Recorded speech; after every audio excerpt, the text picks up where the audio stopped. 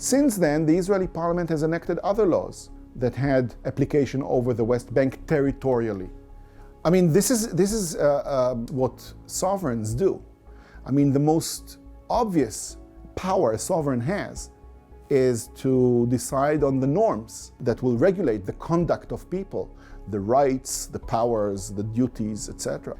Now, this is not a full-blown de jure or legal annexation, because it is a patchwork of a law here, a law there, one that deals with this issue, another that deals with another issue.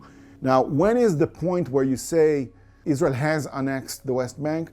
This is a very difficult question.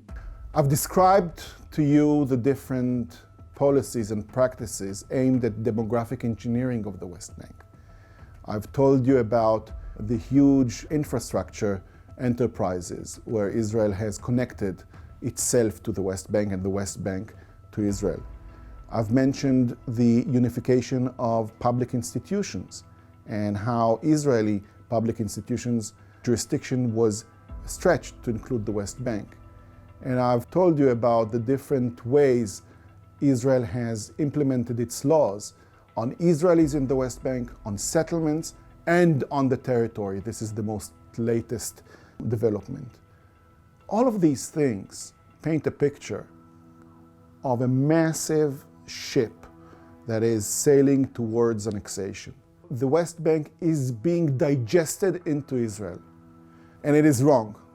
It is wrong for many different reasons. It is wrong because, as a member of the international community, Israel should not target and violate the most basic, fundamental principle upon which the international legal order has been established after the Second World War. That territory and sovereignty over territory is not acquired by force. That international disputes should be resolved in peaceful ways. But it is also wrong because there are millions of people in the West Bank who are not involved and have no influence over these policies and practices which I described that govern their life and their fate and their future. They have no say in this, and thus their rights are being ignored and denied, and their dignity as human beings is being tarnished. And it is wrong for us.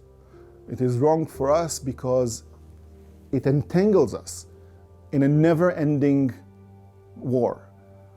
It tears us apart from within, and it leaves our moral backbone completely fractured.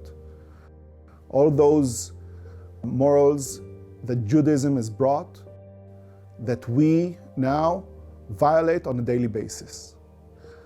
So if we want to have a good future for our kids and for our grandchildren, a future of peace and human rights, we need to stop this process immediately, because the process of annexation promises one thing: decades and generations of blood and conflict and wars.